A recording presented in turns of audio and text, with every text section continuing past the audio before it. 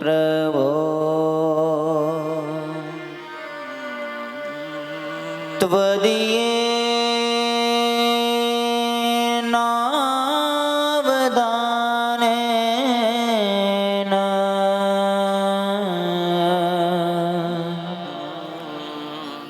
कथयिष्ये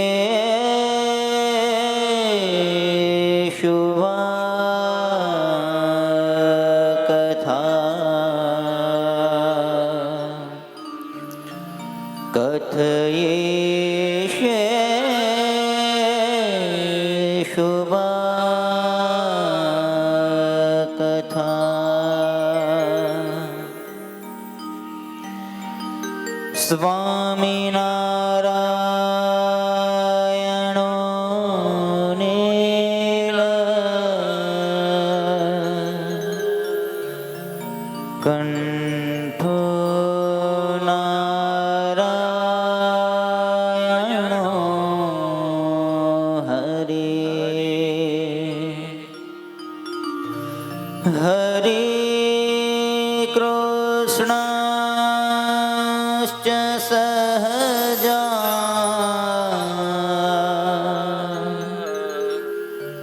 નંદ કૃષ્ણોસ્તુ મે હૃદયે નંદ કૃષ્ણોસ્તુ મે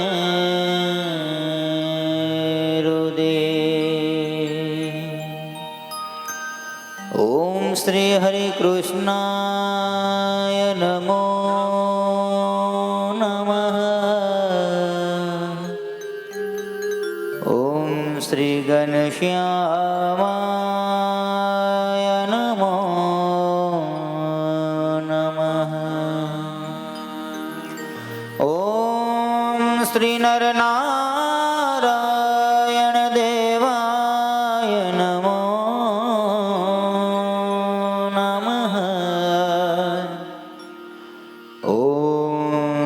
શ્રી નીલકંઠાય નમો નમઃ.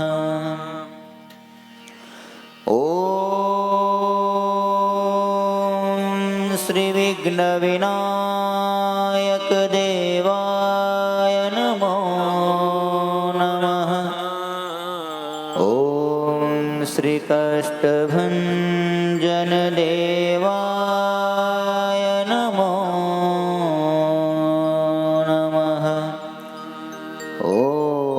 શ્રી સ્વામિનારાયણાય નમો નમઃ.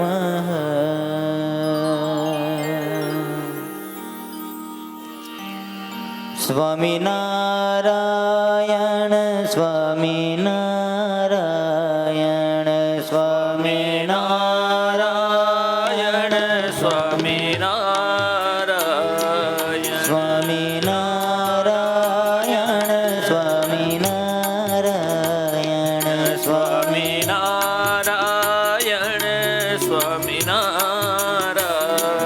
સ્વામિનારાયણ સ્વામિનારાયણ સ્વામિનારાયણ સ્વામિનારાયણ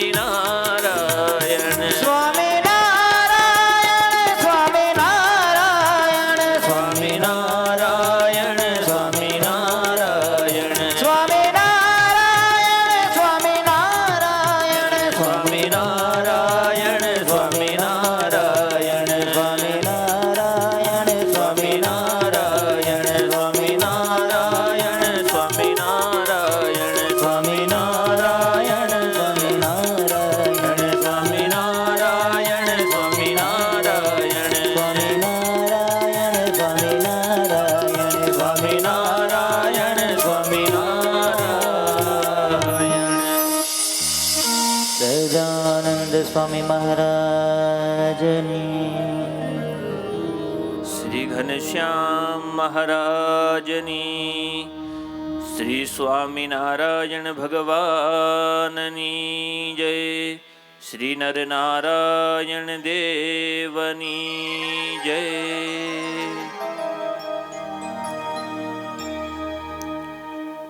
ઉપાસ્ય ઈષ્ટદેવ પરાત્પર પરબ્રહ્મ પુરુષોત્તમ નારાયણ ભગવાન સ્વામિનારાયણ એમને અખંડ ધરી રહેલા આપણી સભામાં ઉપસ્થિત પ્રાતસ્મરણીય પૂજનીય વંદનીય સંતો, ગૃહસ્થ બહેનોને માર્ગદર્શન પૂરું પાડતા તપસ્વીની સાંખ્યયોગી બહેનો, આ સમગ્ર કથા પારાયણ તેમના યજમાન પદે રહી અને સૌને કથા વાર્તાનો લાભ આપતા એવો યજમાન પરિવાર ખેતાણી પરિવાર, તેમજ આ કથા શ્રવણ કરવા માટે પધારેલા આબાલ વૃદ્ધ સર્વે સત્સંગી ભાઈઓ બહેનો બાળકો વડીલો બધાને હેત ભર્યા જય સ્વામિનારાયણ.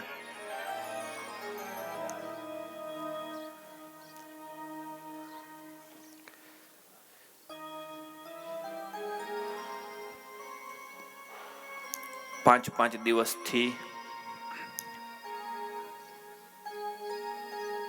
સ્વામિનારાયણ ભગવાને જીવાત્મા ઉપર બહુ કૃપા કરીને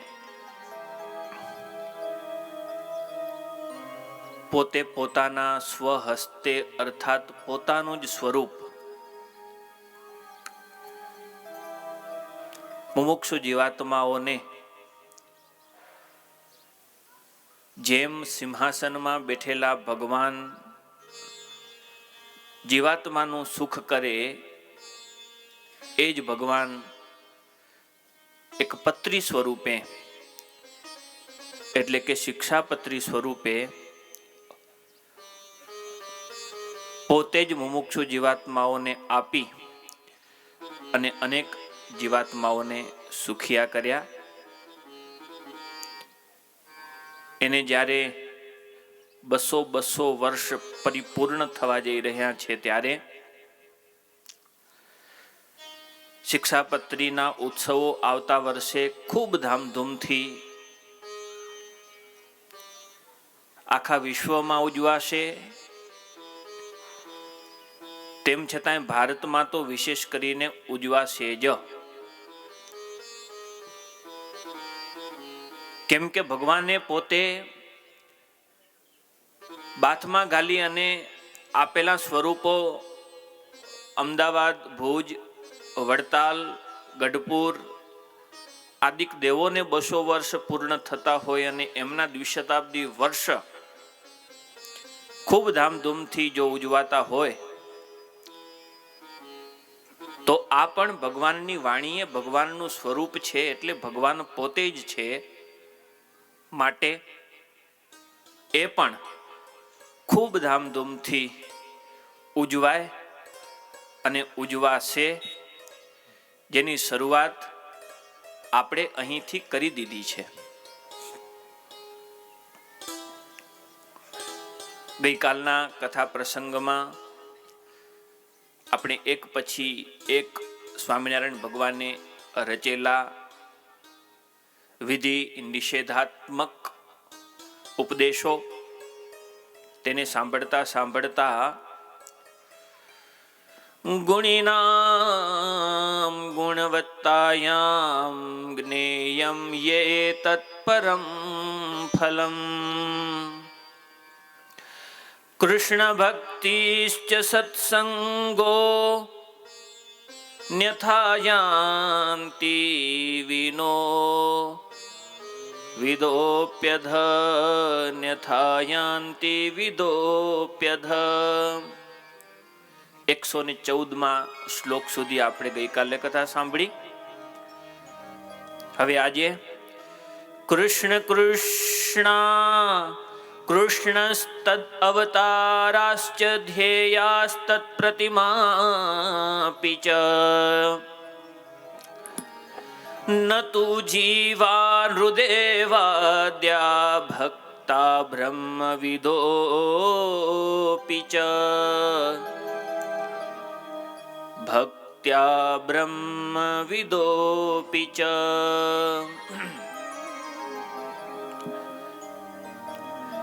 અને શ્રી કૃષ્ણ ભગવાન તથા શ્રી કૃષ્ણ ભગવાનના જે અવતાર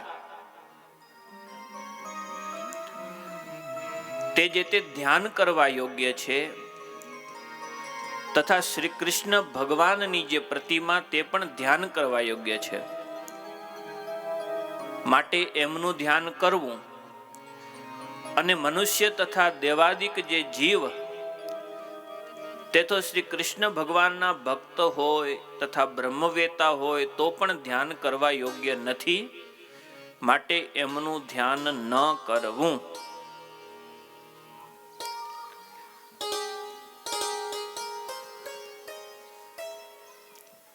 શ્લોક અદ્ભુત છે. સતાનંદ મુનિજીએ એના ઉપર ભાષ્ય પણ અદ્ભુત લખ્યું. આમ ખાલી શિક્ષાપત્રીની કથા કરીએ ને તોય 5 દિવસ ટૂંકા પડે, તો આ તો આપણે શિક્ષાપત્રી ભાષ્યની કથા કરીએ છીએ. એક એક શ્લોકને એક એક સત્ર જુએ, કારણ કે એટલું બધું એક એક શ્લોક નહીં પણ એક એક શબ્દ ઉપર એટલું બધું લખાણ આપણા સંતોએ લખ્યું છે. ભાષ્યકાર સતાનંદ સ્વામી આ શ્લોકની વ્યાખ્યા કરતા સમજાવે, સાક્ષાત ભગવાન તસ્યાવતારાહ તસ્ય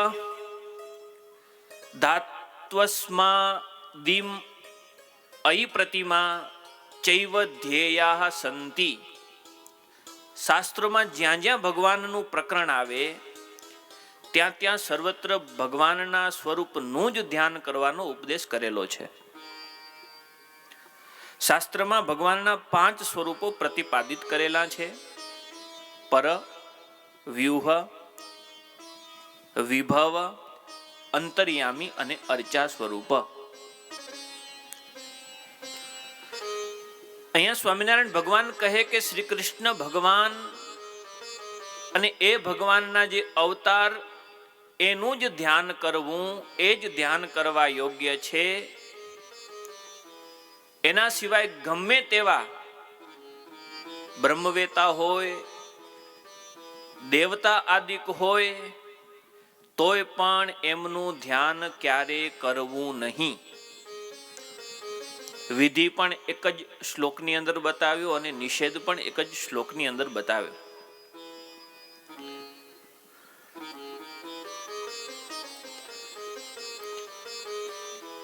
સતાનંદ સ્વામી કહે કે શાસ્ત્રોમાં ભગવાનના 5 સ્વરૂપનું પ્રતિપાદન કરેલું છે. કયા કયા 5? એક પર, બીજું વિભવ, ત્રીજું વ્યૂહ ની, ત્રીજું વિભવ, ચોથું અંતર્યામી અને 5મું સ્વરૂપ એટલે કે અર્ચા સ્વરૂપ. પાણીની સાથે આ 5 સ્વરૂપની વ્યાખ્યા સંતોએ સમજવા માટે આપણને કરી છે. પર, વ્યૂહ, વિભવ, અંતર્યામી, અર્ચા. કેવી રીતે? તો કહે કે પર સ્વરૂપ જે ભગવાનનું છે તે ભગવાનનું નિવાસ સ્થાન ક્યાં છે? તો કહે ભગવાનના ધામમાં જ એ ભગવાનના પર સ્વરૂપનો નિવાસ સ્થાન છે. આપણે દર્શન કરી શકીએ? તો કે ના, આપણે દર્શન ન કરી શકીએ. તો એમના દર્શન, એમની સેવા કોણ કરી શકે? તો કે રાધા, લક્ષ્મી આદિક જે અનંત મુક્તો છે એ જ એ સ્વરૂપની ઉપાસના, સેવા, ધ્યાન આદિક કરી શકે. ધ્યાન તો આપણે પણ કરી શકીએ, પરંતુ સેવા ન કરી શકીએ. તો કેવી રીતે સમજવું? તો કહેવાય કે સૂર્યનારાયણ ભગવાન છે એ સમુદ્રમાંથી પાણીને બાષ્પીભવિત કરી અને આકાશ માર્ગે લઈ જાય ત્યારે કયું સ્વરૂપ હોય પાણીનું? તો કે વરાળ સ્વરૂપ હોય. તો એ વરાળ સ્વરૂપ આપણને પાણીનું દેખાય છે કે નથી દેખાતું? એ વરાળ સ્વરૂપ આપણને પાણીનું નથી દેખાતું. આપણે આ ચર્મચક્ષુ વડે કરીને એ વરાળને જોઈ શકતા નથી, એને અડી પણ શકતા નથી, એને પીવામાં પણ ઉપયોગ કરી શકતા નથી, એના દ્વારા કોઈ પણ ખેતીના મોલ પણ થતા નથી. એટલે લોકોને ઉપયોગમાં એ વરાળ રૂપે રહેલું પાણી એ નથી આવતું. તો ભગવાનના ધામમાં જે પર સ્વરૂપ ભગવાનનું રહેલું છે એ જેમ પાણી વરાળ રૂપે રહેલું છે એવી રીતે રહેલું છે. તે લોકોના ઉપયોગમાં આવે તેવું નથી. તો પછી ભગવાનનું વ્યૂહ સ્વરૂપ કયું? તો કહે કે જે ભગવાનના ધામમાં પર સ્વરૂપ રહેલું છે એ જ સ્વરૂપ ચતુર્વ્યુહ સ્વરૂપે થયું. 4 સ્વરૂપે હો. કોણ? તો કહે કે સંકર્ષણ, અનિરુદ્ધ, પ્રદ્યુમ્ન એ આદિક જે 4 ભગવાનના સ્વરૂપ તે રૂપે ભગવાન થયા. તો પાણીનું રૂપાંતરણ જેમ વાદળા રૂપે થાય તેમ ભગવાન પોતાના ધામમાં રહેલ પર સ્વરૂપમાંથી ચતુર્વ્યુહ સ્વરૂપે થયા. પરંતુ વાદળા રૂપે રહેલું પાણી એ પણ આ પૃથ્વી લોકમાં રહેતા એવા જે જીવાત્મા તેને પણ ઉપયોગમાં આવતું નથી. એના વડે કરીને એ પોતાની પ્યાસ બુજાવી શકતા નથી. એને પીવું કે એના થકી વસ્ત્ર ધોવા એનો પણ એ ઉપયોગ કરી શકતા નથી. તો પછી એનું ઉપાસન કોણ કરે છે? તો કહે કે જે દેવતાઓ છે એ જ એ સ્વરૂપની સેવા આદિક કરી શકે છે. બાકી પૃથ્વી લોકના મનુષ્યોને માટે એ ભગવાનનું સ્વરૂપ ઉપયોગમાં આવતું નથી. એમના થકી એ સ્વરૂપ થકી જગતના લોકોનું કામ થતું નથી. વિભવ સ્વરૂપની વ્યાખ્યા કરતા ભાષ્યકાર શતાનંદ સ્વામી કહે છે કે વિભવ સ્વરૂપ જે છે તે રામકૃષ્ણાદિક અવતારો આ પૃથ્વી ઉપર જે પધારે છે તે છે. જે તે વખતે જે ઉદ્દેશ્ય, તે ઉદ્દેશ્યને પરિપૂર્ણ કરવા માટે આ પૃથ્વી ઉપર ભગવાન પોતે પધારી અને તે કાર્ય સિદ્ધ કરી અને પછી પાછા પોતાના ધામમાં ચાલ્યા જાય. કેવી રીતે? તો જેવી રીતે પાણી દરિયામાંથી ઊંચું ચડ્યું, વરાળ સ્વરૂપે ચડ્યું ને, ઉપર ચડી વરાળ રૂપે, પછી વાદળું થયું, પછી વરસી અને એ ખેડૂતોના મોલ હતા, બી વાવ્યા હતા, એ બીને પોષણ આપી, જમીનને રસબસ કરી, અનેક પૃથ્વીમાં રહેલા બિયારણો તેને અંકુરિત કરી અને પાછું પાણી રડતું રડતું રડતું જ્યાંથી ઉપર ચડ્યું હતું ત્યાં ને ત્યાં પાછું ચાલ્યું ગયું. ક્યાં? તો કે સમુદ્રની અંદર. એમ ભગવાનના જે સ્વરૂપો પૃથ્વી ઉપર આવે છે તે પોતે પોતાનું કાર્ય સિદ્ધ કરી અને પાછા પોતાના ધામમાં જતા રહે છે. તો એ સ્વરૂપનું ધ્યાન ઉપાસન કોણ કરી શકે? એ સ્વરૂપની સેવા કોણ કરી શકે? ધ્યાન ઉપાસન તો હરેક કરી શકે, પરંતુ એ સ્વરૂપની સેવા, એ સ્વરૂપ થકી લાભ, એ જે તે વખતે જે મનુષ્યો તે પૃથ્વી ઉપર ભગવાનના સમયમાં હયાત હોય એ જ એ સ્વરૂપની સેવા કરી શકે, બીજા એ સ્વરૂપની સેવા કરી શકતા નથી. કેટલી અદ્ભુત વ્યાખ્યા કરી છે. હવે એક બાકી રહ્યું સ્વરૂપ. કયું? ના, હજી બે બાકી રહ્યા. અને ચોથું સ્વરૂપ, એનું વર્ણન કરતા ભાષ્યકાર કહે કે ભગવાનનું અંતર્યામી સ્વરૂપ જે છે એ ક્યાં રહ્યું છે? તો કે ભક્તોના હૃદયની અંદર રહ્યું છે. જેમ પાણી પાતાળની અંદર રહ્યું છે. પાતાળમાં પાણી હોય ને તો આપણે એક ત્રિકમ મારીએ કે એક કોષ મારીએ કે એક પાવડો મારીએ, એના વડે કરીને એ પાણી પૃથ્વીમાંથી બારે આવે નહીં. એના માટે શું કરવું પડે? એના માટે તો કૂવા ગળાવવા પડે, એના માટે બોર કરવા પડે. એ જ્યાં સુધી પાતાળમાં ઊંડા ઊંડા પાણી પેસી ગયા હોય ત્યાં સુધી ખાડો ખોદી અને પાણીને પૃથ્વીમાંથી બહાર કાઢવું પડે. તેમ હૃદયસ્થ, હૃદયની અંદર રહેલા ભગવાન, તેને યોગાદિક અભ્યાસ વડે કરીને, ધ્યાન ધારણા આદિક સાધનો વડે કરીને એ ભગવાનને અંતરમાંથી બહાર અવતરિત કરવા પડે. અને ત્યારે જ તે વ્યક્તિ, તે જીવાત્માઓ તે સ્વરૂપ એની સેવા કરી શકે છે. એના સિવાય હરેક વ્યક્તિ, હરેક મુમુક્ષુ જીવાત્માઓ એ સ્વરૂપની સેવા નથી કરી શકતા, એમને ઉપયોગમાં નથી આવતું.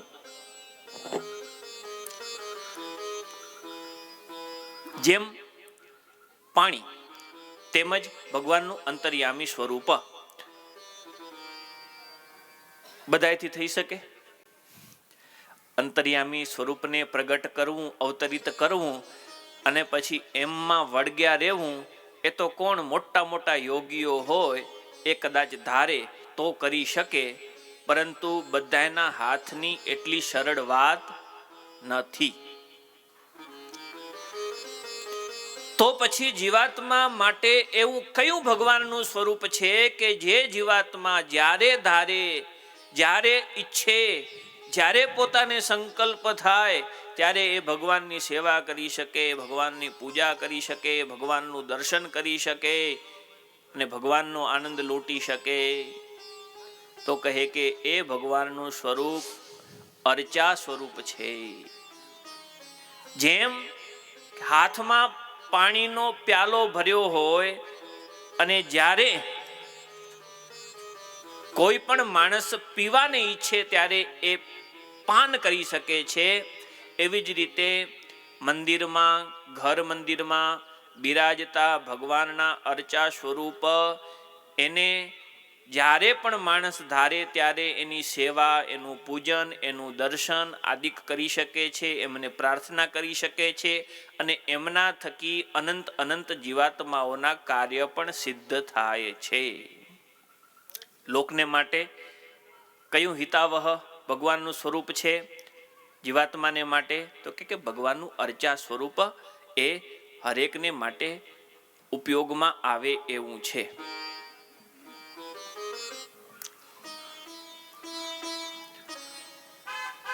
તો આવી રીતે 6 સ્વરૂપ ભગવાનના શાસ્ત્રોની અંદર વર્ણવાયેલા છે. એમાં જો જીવાત્માને માટે ઉપયોગમાં આવે એવું જો સ્વરૂપ હોય તો એ એક ભગવાનનું અર્ચા સ્વરૂપ જ છે. એમને વળગીને રહેવું અને એ જ સ્વરૂપનું ધ્યાન કરવું, એ જ સ્વરૂપ એની ઉપાસના કરવી.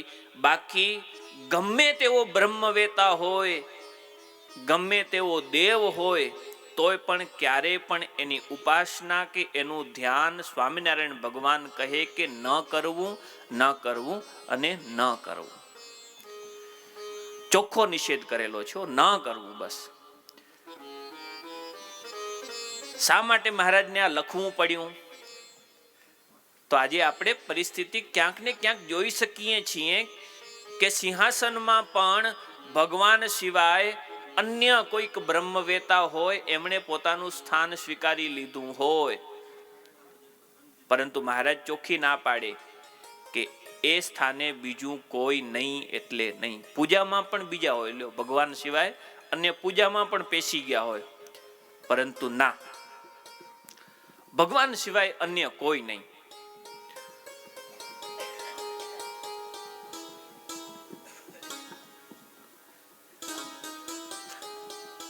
અહીંયા કને અમુક અમુક પ્રશ્નો પ્રતિવાદી પૂછે કે તમે એમ કહો છો કે કદાચ કોઈક મુક્ત હોય એમનું ધ્યાન ન કરવું, કોઈ જીવનું ધ્યાન ન કરવું, બ્રહ્મવેતાનું ધ્યાન ન કરવું, પરંતુ એ જીવ, એ બ્રહ્મવેતા ભગવાનને ભજી ભજી અને મુક્ત બની ચૂક્યા હોય, ભગવાનના ધામમાં ભગવાનની સાથે બિરાજી ચૂક્યા હોય, પછી એમનું ધ્યાન થઈ શકે કે ન થઈ શકે? ત્યારે પણ સતાનંદ સ્વામી કહે કે ના, એમનું ધ્યાન ને એમની ઉપાસના ન થઈ શકે. શા માટે? એટલા માટે કે એ પહેલા તો બદ્ધ હતા, પણ પછી ભગવાનને ભજી ભજી અને મુક્ત થયા. જો મુક્ત થવું હોય તો હંમેશા મુક્તનું જ ધ્યાન કરવું પડે અને સર્વત્ર અને હંમેશાને માટે જો કોઈ મુક્ત હોય તો એ એક જ છે અને એ છે ભગવાન. એના સિવાય સર્વદા કોઈ પણ મુક્ત નથી, નથી ને નથી. બધા ક્યાંક ને ક્યાંક કોઈક ને કોઈક રીતથી જોડાયેલા છે. પ્રતિવાદી બીજો પણ એક પ્રશ્ન પૂછે કે કદાચ જીવ હોય, એ જીવ મટી અને મુક્ત થયો એમ નહીં, પરંતુ પહેલાથી જ જે મુક્ત છે એમનું ધ્યાન થઈ શકે કે ન થઈ શકે? તો સતાનંદ મુનિ કહે કે ના, દેવ મનુષ્યાદિક જે જીવ છે એ માયાને વશ છે અને માયાને વશ વર્તનારા છે. તેથી એ બધાય બદ્ધ જ કહેવાય, પણ મુક્ત કહેવાય નહીં. મુક્ત હોય ને એ પણ કોને આધીન વર્તે છે? તો કે પરમાત્માને આધીન વર્તે છે. અને પરમાત્માને આધીન વર્તે છે એટલે એ સ્વતંત્ર નથી. સ્વતંત્ર કોણ છે? તો કે એ પણ જેના સ્વામી છે એવા ભગવાન સ્વતંત્ર છે. હવે જો જીવાત્માને પોતાને મુક્ત થવું હોય ને સ્વતંત્ર થવું હોય તો એના માટેનો એક જ ઉપાય છે કે એ કોઈ પણ બદ્ધ એની ઉપાસના કે ધ્યાન ન કરે, પરંતુ જે સદા સર્વદા સ્વતંત્ર છે એવા પરમાત્મા એનું ધ્યાન ઉપાસન કરે તો જ જીવાત્મા છે એ મોક્ષને પામે છે. બાકી કોઈ બ્રહ્મવેતા કે અન્ય કોઈની ઉપાસના ધ્યાન કરવાથી એ મોક્ષને પામતા નથી, એને મોક્ષ મળતો નથી. આટલી સચોટ વાત સ્વામિનારાયણ ભગવાને કર્યો કે કૃષ્ણ કૃષ્ણાવતારાશ્ચ ધ્યેયાસ્તત પ્રતિમાપી ચ ન તુ જીવા નૃદેવાદ્યા ભક્તા બ્રહ્મવિદોપી ચ.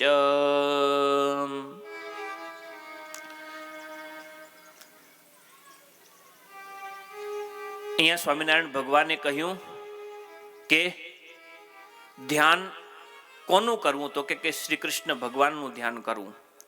પરંતુ હવે આગલા 116મા શ્લોકની અંદર સ્વામિનારાયણ ભગવાન લખે કે ધ્યાન કેમ કરવું, તો ધ્યાન કરવાની રીતિ પણ બતાવે છે.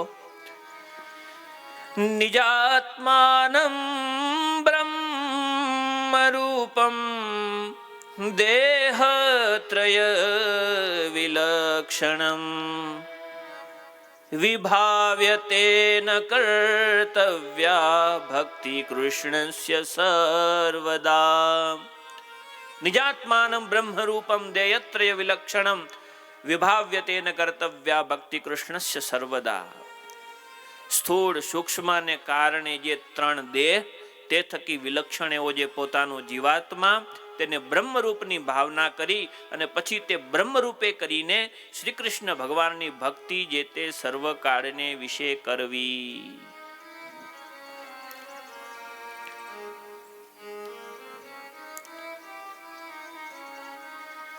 બ્રહ્મરૂપે એટલે શું, તો કે 3 શરીર અને 3 અવસ્થા, એના થકી વિલક્ષણ પોતાનો આત્મા, એને યોગાદિક સાધન વડે બ્રહ્મરૂપે સમ્યક અનુભવ કરીને પછી ભગવાનની ભક્તિ કરવી, એમ શતાનંદ સ્વામી કહે છે, ભાષ્યકાર કહે છે.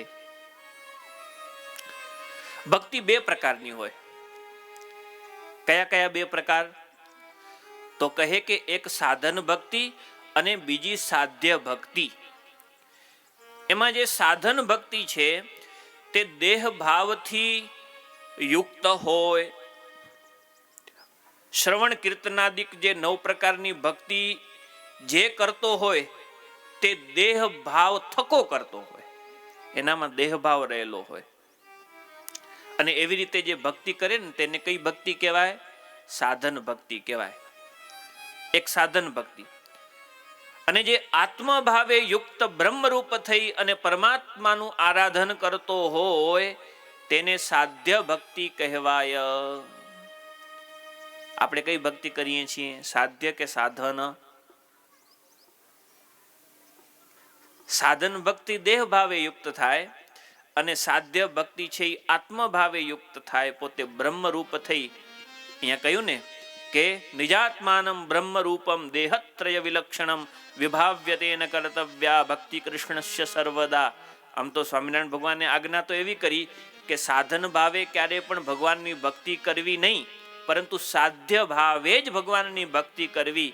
સાધ્ય ભાવ કયો? તો કે પોતે દેહથી અલગ થઈ પોતાને બ્રહ્મરૂપ માની અને પરમાત્માની ભક્તિ કરવી, એ જ સાધ્ય ભક્તિ છે. દેહ ભાવ બધોય ટાળી નાખવો, એમ કહે છે.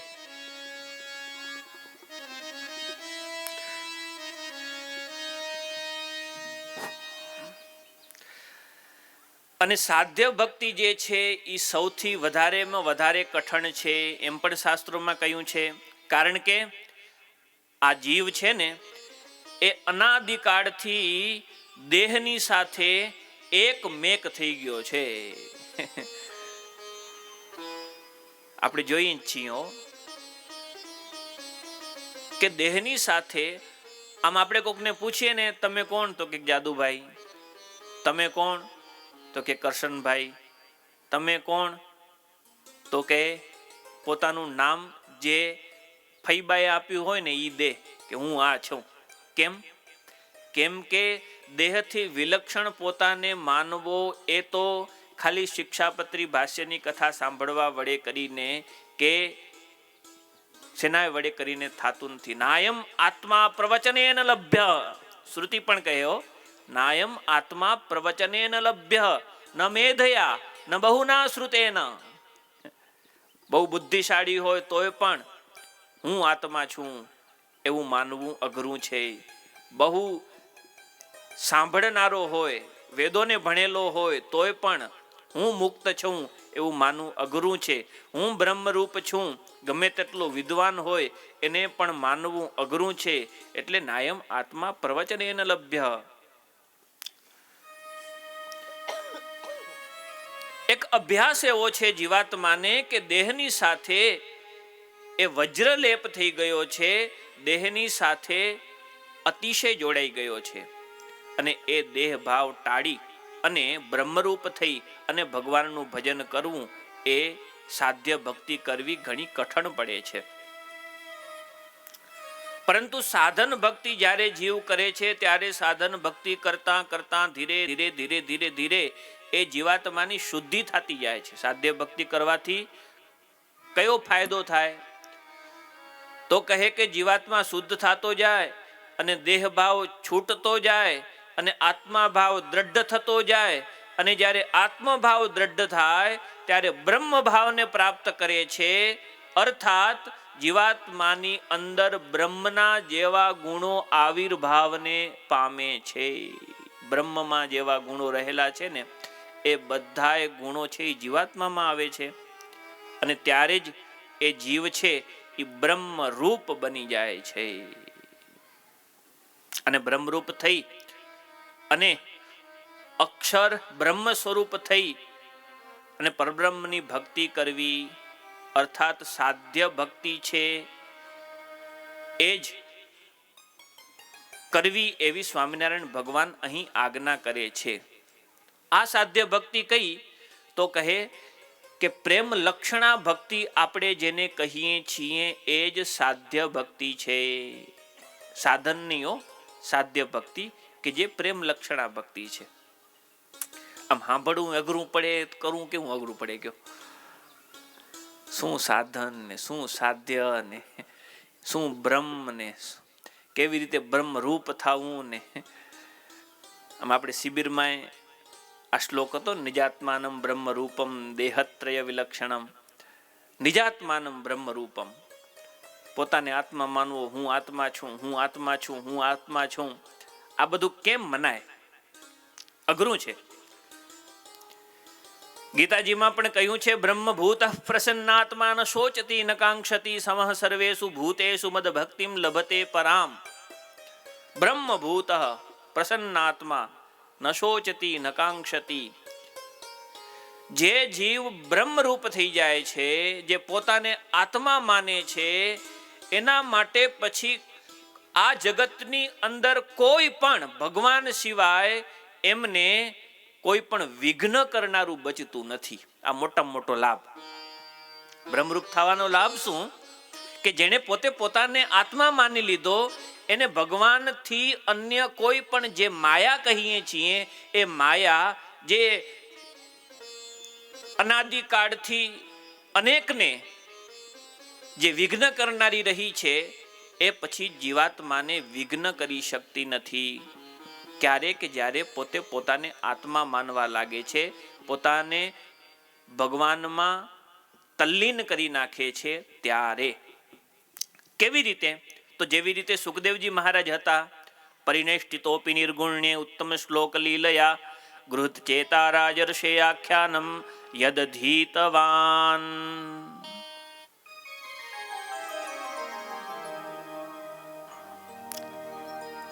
સુખદેવજી મહારાજ જ્યારે પોતાના પિતા પાસે ભાગવત ભણવા માટે આવેલા હતા ત્યારે, અને જ્યાં જ્યાં પણ વિચરણ કર્યું ત્યારે એમની સ્થિતિ જુઓ તો એ ભગવાન સિવાય અન્ય કોઈ પણ જગ્યાએ આસક્ત થયા ન હતા. એ પોતે પોતાને બ્રહ્મરૂપ માની અને હંમેશા પરબ્રહ્મમાં જ તલ્લીન રહ્યા હતા. એ સ્થિતિથી ભગવાનનું ભજન કરવું એમ સ્વામિનારાયણ ભગવાન આજ્ઞા કરે છે. એ સ્થિતિથી ધ્યાન કરવું એમ ભગવાન અહીં આજ્ઞા કરે છે. કારણ કે દેહાભિમાનની સાથે ભગવાનની ભક્તિ કરવામાં ઘણા ઘણા વિઘ્નો બતાવેલા છે. ભગવાનની ભક્તિ કરતા હોઈએ ને દેહાભિમાન હોય તો એમાં કયા કયા વિઘ્નો છે? તો ભાષ્યકાર કહે, કામ, ક્રોધ, લોભ આદિક અનેક દોષો દેહાભિમાનને અનુસરીને જ રહેલા છે. નહીં સર્વે દોષો ભગવાનની ભક્તિ કરવામાં આવરણ રૂપ થાય છે. અને એ જ કારણે દેહાભિમાની પુરુષો સર્વે દોષો અને શાંતિથી ભગવાનની ભક્તિ કરવા દેતા નથી. દેહાભિમાન આવે એટલે બધું એકડે એકથી ચાલુ થાય. કામ, ક્રોધ, લોભ, મોહ, અંતઃશત્રુ રહેલા હોય એ. પછી દેહાભિમાન આવે એટલે બારે પણ દેહમાં કાંઈ પણ રોગ આવ્યો, કંઈક લાગી ગયું તો સીધું મન છે એ ક્યાં જશે? દેહમાં જશે. અને એમાં જશે એટલે જે ભગવાનની ભક્તિ થતી હતી, ભગવાનનું ધ્યાન થતું હતું, એમાં મોટામાં મોટું વિઘ્ન આવશે. એટલે મહારાજ ના પાડે કે દેહાભિમાને યુક્ત ભગવાનની ભક્તિ કરવી નહીં. સાધન ભક્તિ ન કરવી, પરંતુ સાધ્ય ભક્તિ કરવી. અદ્ભુત વાતો છે. શ્રી કૃષ્ણ ભગવાન પણ અર્જુન પ્રત્યે કહે છે કે ચતુર્વિદ્યા ભજન્તે મામ જનાઃ સુકૃતિ નોર્જુન આર્તો જિજ્ઞાસુ અર્થાર્થી જ્ઞાની ચ ભરતર્ષભ તેષાં જ્ઞાની નિત્યયુક્ત એક ભક્તિર વિશિષ્યતે પ્રિયો હિ જ્ઞાનિનોત્યર્થમ અહમ સચ મમ પ્રિય. ચાર પ્રકારના ભગવાનના ભક્તો કહેલા છે. તેમાં આર્ત, અર્થાર્થી, જિજ્ઞાસુ અને જ્ઞાની. એમાં એ ચારે ચારના પ્રકારમાંથી શ્રી કૃષ્ણ ભગવાન કહે કે હે અર્જુન, જે જ્ઞાની છે ને એ અતિ શ્રેષ્ઠ છે અને મને પ્રિય પણ છે. તો કોણ છે આર્ત, કોણ છે અર્થાર્થી, કોણ છે જિજ્ઞાસુ અને કોણ છે જ્ઞાની? એની વ્યાખ્યા પણ અહીં કહે છે કે જેમાં એકવાર કંઈક ઐશ્વર્ય પ્રાપ્ત થયું હોય અને દેશ કાળના યોગે કરીને એ નાશ પામી જાય અને ફરી જે એ ઐશ્વર્ય પ્રાપ્ત કરવા માટે દુઃખી થયો થકો ભગવાનની ભક્તિ કરે તેને આર્ત કહેવાય. સમજાઈ ગયું? પોતે કંઈક ઐશ્વર્યને પામેલો હોય, પોતામાં કંઈક સામર્થ્ય હોય અને એ સામર્થ્ય કંઈક દેશ કાળને યોગે કરીને નષ્ટ થઈ ગયું, પછી એનું કંઈ હાલે નહીં. સામાન્ય તરીકે કહું તો મદનપુરમાં તમે સરપંચ તરીકે હો, સરપંચ હો એટલે હાલે ને તમારો વટ હાલે તમારો. હવે બીજી વખત તમે ચૂંટાયા નહીં, બરાબર? હવે ના ચૂંટાયા ને એટલે તમારો જે વગ હાલતો હતો ને એ બંધ થઈ ગયો, તમારો આમ જે સિક્કો હાલતો હતો એ બંધ થઈ ગયો, તમારું જે નામ પડતું હતું એ બંધ થઈ ગયું, તમારું જે આગળ સ્થાન પડતું હતું એ બંધ થઈ ગયું. હવે પાછું એ હું સરપંચ થાઉં એના માટે કરીને શું કરો? સવારે મંદિરે પહોંચી આવો માળા લઈને, માળાના મણકા ગાયા, સ્વામિનારાયણ સ્વામિનારાયણ સ્વામિનારાયણ સ્વામિનારાયણ સ્વામિનારાયણ. ભગવાન મૂર્તિમાંથી બારે નીકળીને કે અલ્યા હું થાઉં એ તને, એ સરપંચ થાઉં એ. જે પોતા પાસે ઐશ્વર્ય હતું એ કોઈ કારણવશાત નષ્ટ થઈ ગયું અને એ ઐશ્વર્યને પાછું પ્રાપ્ત કરવા માટે દુઃખી થયો થકો જે ભગવાનની ભક્તિ કરે એ કયો ભક્ત છે? તો કે આર્ત ભક્ત છે. એને આર્ત કહેવાય. તો પછી અર્થાર્થી કોને કહેવાય? તો કે પૂર્વે ક્યારે નહીં પ્રાપ્ત થયેલ ઐશ્વર્ય કે સ્વર્ગાદિક સુખ એને મેળવવાને માટે ભગવાનની ભક્તિ કરતો હોય તેને અર્થાર્થી કહેવાય. પેલા એને ક્યારે એવું ઐશ્વર્ય પ્રાપ્ત થયું નથી. જેમ કે સ્વર્ગમાં રહેલા દેવતાઓનું સુખ કેવું હશે આપણે જોયું નથી, આપણે માણ્યું નથી, આપણે અનુભવ્યું નથી, ખાલી સાંભળ્યું છે. તો એ મને પણ પ્રાપ્ત થાય.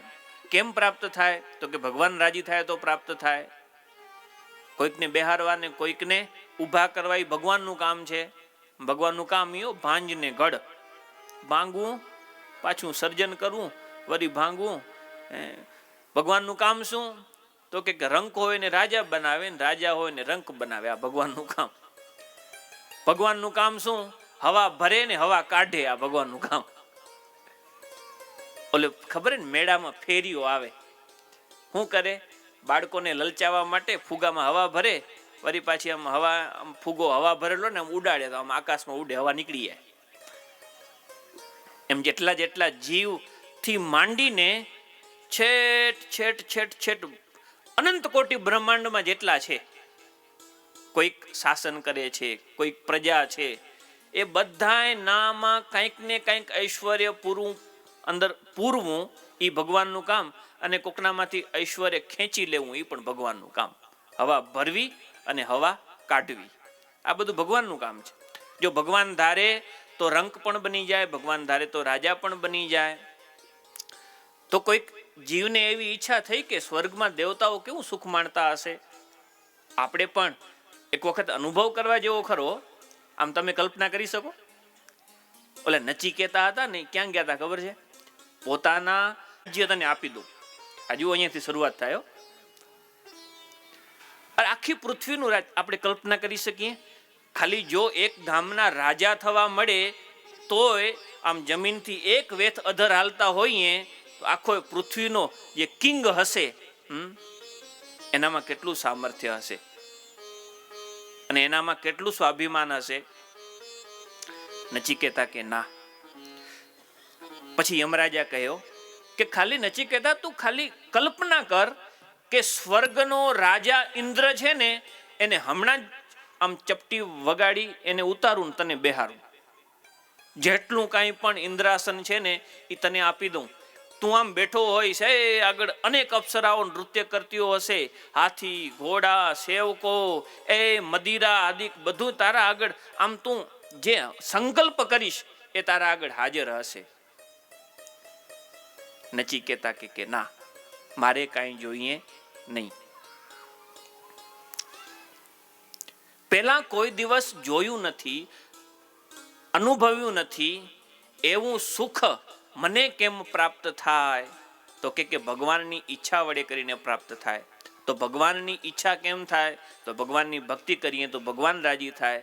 અને એના માટે કરીને જેટલું જેટલું કષ્ટ પોતાના દેહને આપવું પડે એટલું આપે. કંઈક અર્થ એને સાધ્ય, એને સાધવા માટે એટલી બધી ભક્તિ કરે, એટલી બધી ભક્ત કરે. ભૂખ્યું રહેવું પડે તો ભૂખ્યો રહે. ગમે તેટલા જેટલા વ્રતો શાસ્ત્રોમાં કહ્યા છે વ્રતો કરવા પડે તો વ્રતો કરે. અરે પોતાના દેહનું દમન કરવું પડે ને તો દેહને પણ બિલકુલ ગણકારે પણ નહીં એવો જે હોય. પરંતુ મનની અંદર તો એક જ સંકલ્પ હોય કે હું ભક્તિ કરીશ, ભગવાન રાજી થશે અને સ્વર્ગની અંદર ઇન્દ્રને ઉતારીને હું બેહી રહીશ. આવી રીતે જે ઈચ્છા કરતો હોય એને અર્થાર્થી ભક્ત કહેવાય. ત્રીજો ભક્ત છે જિજ્ઞાસુ, કે જે કેવળ પોતાના સ્વરૂપને એટલે કે આત્મા સ્વરૂપને જોવા માટે જ ભગવાનની ભક્તિ કરતો હોય. કે હું ભગવાનની ભક્તિ કરું, હું મારું સ્વરૂપ આત્મ સ્વરૂપ કેવું છે તેને હું જોઈ શકું, એને જાણી શકું, એને અનુભવી શકું, બસ એટલા માટે હું ભક્તિ કરું છું. એ જે હોય એને જિજ્ઞાસુ કહેવાય. પરંતુ જ્ઞાની કોને કહેવાય? તો ભાષ્યકાર કહે કે જે પુરુષ કેવળ ભગવાનને રાજી કરવા માટે નિષ્કામ ભાવથી બ્રહ્મરૂપ થઈ અને પરબ્રહ્મ ભક્તિ કરતો હોય તેને જ જ્ઞાની કહેલો છે. એક બસ ભગવાન મારા ઉપર રાજી થાય અને એના માટે જ રાત્રિ અને દિવસ જોયા વગર ભગવાનની ભક્તિ કર્યા કરે, આ જ જ્ઞાની છે. અને અર્જુન આગળ કૃષ્ણ ભગવાને આ જ જ્ઞાનીની વાત કરેલી છે. અને આવો જ જ્ઞાની હોય બ્રહ્મભૂત પ્રસન્નાત્મા ન શોચતી ન કાંક્ષતી સમઃ સર્વેષુ ભૂતેષુ મદ ભક્તિમ લભતે પરામ. આવો જ જ્ઞાની છે એ આ જગતની અંદર પણ સુખેથી રહી શકે છે અને આ જગતમાંથી એને જ્યારે જવું પડે છે ત્યારે ભગવાનના ધામમાં પણ સુખેથી રહી શકે છે. આવો જ્ઞાની મને પ્રિય છે.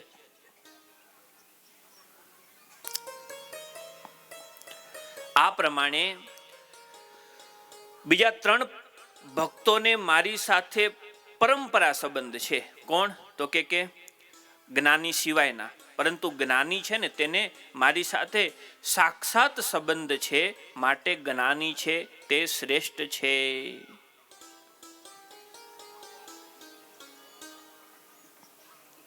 અને આવો જ્ઞાની જે છે એ કોઈ પણ વસ્તુ, પદાર્થ કે પછી કોઈ સામર્થ્ય કે કોઈ પદ એના લોભ વડે કરીને ભગવાનની ભક્તિ કરતો નથી. ભગવાનના રાજીપા માટે કરે છે અને એ જ બ્રહ્મરૂપ થઈને ભગવાનનું ભજન કરી શકે છે.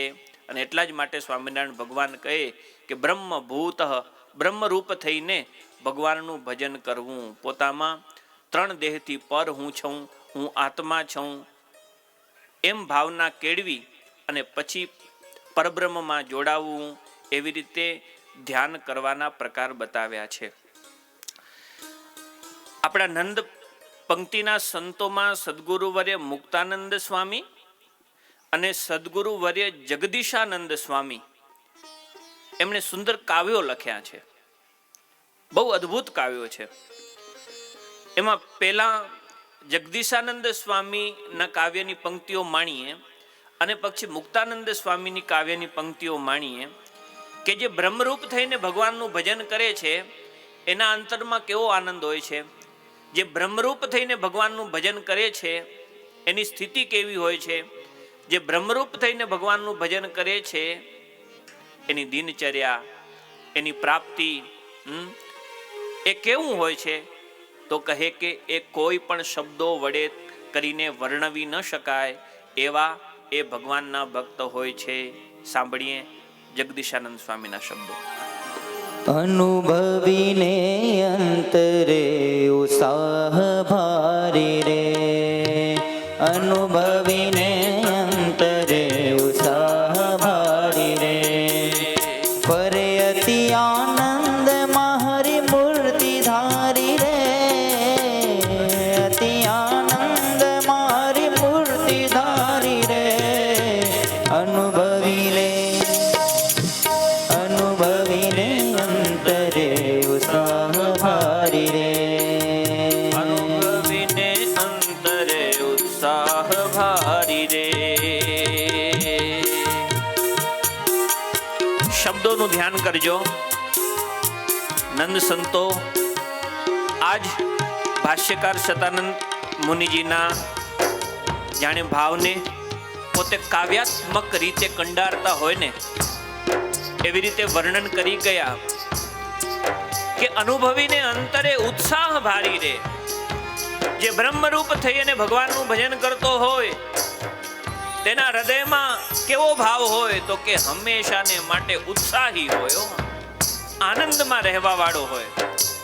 હરે અતિ આનંદમાં હરિ મૂર્તિ ધારી રે, હરે અતિ આનંદમાં હરિ મૂર્તિ ધારી રે, અનુભવીને અંતરે ઉત્સાહ ભારી રે, અનુભવીને અંતરે ઉત્સાહ ભારી રે, હે પૂરણ બ્રહ્મને પેખીને રહે પ્રેમ ખુમારી રે.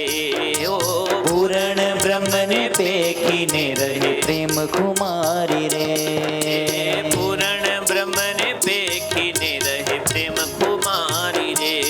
ઓ પૂરણ બ્રહ્મને પેખીને રહે પ્રેમ કુમારી રે, આઠો પોર ન ઉતરે, આઠો પોર ન ઉતરે કોઈની ઉતારી રે, અનુભવીને અંતરે ઉત્સાહ ભારી રે, અનુભવીને અંતરે ઉત્સાહ ભારી રે. જે પ્રેમ લક્ષણા ભક્તિ કહી છે એ જ આ પોતાને બ્રહ્મરૂપ માની અને પરબ્રહ્મનું ભજન કરવું એ જ પ્રેમ લક્ષણા ભક્તિ. અને આવી રીતે જે ભક્ત ભગવાનનું ભજન કરતો હોય તે પૂર્ણ બ્રહ્મને પેખીને રહે પ્રેમ ખુમારી રે. હંમેશા ખુમારીથી રહેતો હોય, હંમેશા ઉત્સાહથી રહેતો હોય, હંમેશા આનંદથી રહેતો હોય. અને પાછી એ ખુમારી કેવી હોય તો કહે આઠે પોર ન ઉતરે, કદાચ જગતનો પ્યાલો હોય ને એ પીધો હોય ને, કેટલી કલાક કેફ રે? કેટલી કલાક રે? તમને તો અનુભવ ન હોય, પણ વાંચ્યું તો હોય ને, ક્યાંક ખબર હોય કે કોઈ પ્યાલો પી ગયો હોય. सूरदास जी कहे कि इस प्याले से क्या भला जो शाम पीवे और सुबह उतर जाए. इस प्याले से क्या भला जो शाम पीवे और सुबह उतर जाए. एक बार राम नाम का प्याला पी ले, तेरा जिंदगी भर कैफ न जाए. हे आठों पोर न उतरे, आठे पोर न उतरे, कोई नी उतारी रे. आठो पोर न उतरे, कोई नी उतारी रे. अनुभवी ने अंतरे उत्साह भारी रे. अनुभवी ने अंतरे उत्साह भारी रे. आशक्तियों का लोकनी सर्वे विसारी रे. आशक्तियों आलोकनी सर्वे विसारी रे. आशक्तियों आलोकनी सर्वे विसारी रे. आशक्तियों आलोकनी सर्वे विसारी रे. हे चित्त हरि चरणे धरी, चित्त हरि चरणे धरी, भजे ब्रह्म विहारी रे. अनुभवी ने अंतरे उत्साह भारी रे. अनुभवी ने अंतरे उत्साह भारी रे. એક એક શબ્દ કેટલા અદ્ભુત સદગુરુ વરે જગદીશાનંદ સ્વામીએ લખ્યા કે આ જગતની બધી આસક્તિઓ જેણે છોડી દીધી છે અને ચિત્ત માત્ર ને માત્ર એક ભગવાનના ચરણમાં. આગળ કહ્યું કે કોનું ધ્યાન કરવું? તો કહે કે એક માત્ર ને માત્ર પરમાત્મા તેનું જ ધ્યાન કરવું. કેવી રીતે ધ્યાન કરવું? તો કહે કે બ્રહ્મ રૂપ થઈને પોતાને આત્મા માની અને પછી પરમાત્મામાં જોડાવું. તો અહીંયા જગદીશાનંદ સ્વામી કહે કે ચિત્ત હરિ ચરણે ધરી. આપણી પરંપરામાં જુગલ ઉપાસના બતાવી છે અને ભગવાનના ચરણ સિવાય બીજે ક્યાંય પણ પ્રતીતિ નહીં. આને પતિવ્રતાની ટેકવાળો ભક્ત કહ્યો છે કે એક માત્ર ને માત્ર ભગવાનના જુગલ ચરણ, એ બે જુગલ ચરણનો જ આશરો અને એને વિશે જ પ્રતીતિ અને એની જ ઉપાસના. એના સિવાય અન્ય કોઈની પણ નહીં એટલે નહીં. તો અહીંયા જગદીશાનંદ સ્વામી કહે કે ચિત્ત હરિ ચરણે ધરી, ભજે બ્રહ્મ વિહારી રે. ભય ન માને કાળનો હૈયે તિહારી રે. ભય ન માને કાળનો હૈયે તિહારી રે. ભય ન માને કાળનો હૈયે તિહારી રે. ભય ન માને કાળનો હૈયે તિહારી રે. જગદીશાનંદ કે મનમાં, જગદીશાનંદ કે મનમાં રહે ખુદ મુરારી રે. અનુભવીને અંતરે ઉત્સાહ ભારી રે. અનુભવીને અંતરે ઉત્સાહ ભારી રે. ભય ન માને કાળનો જે આવો ભક્ત હોય, જે બ્રહ્મરૂપ થઈ અને પરબ્રહ્મનું ભજન કરતો હોય, તે ક્યારેય પણ કોઈનો પણ ભગવાન સિવાય અન્ય બીજા કોઈનો ભય માનતો નથી, કાળનો પણ નહીં. અને હંમેશા ભગવાનમાં એ જોડાયેલો રહે છે. અને આ જ શબ્દો સદગુરુવર્ય મુક્તાનંદ સ્વામી કહે હો, આવો જે ભગવાનનો ભક્ત હોય ને, કેવા અદ્ભુત શબ્દો છે. આમ તો આ સંતોની કીર્તન પંક્તિઓ ઉપર જે કથાઓ થાય, એ કથાઓનો વિસ્તાર પણ અદ્ભુત અદ્ભુત થાય. મુક્તાનંદ સ્વામી કહે કે આવો જે ભગવાનનો ભક્ત હોય એ હંમેશા આનંદમાં રહેતો હોય. હો અનુભવી આનંદમાં ગોવિંદ ગાવે રે. અનુભવી આનંદમાં ગોવિંદ ગાવે રે. પ્રીત કરી પર બ્રહ્મ શું, પ્રીત કરી પર બ્રહ્મ સુમ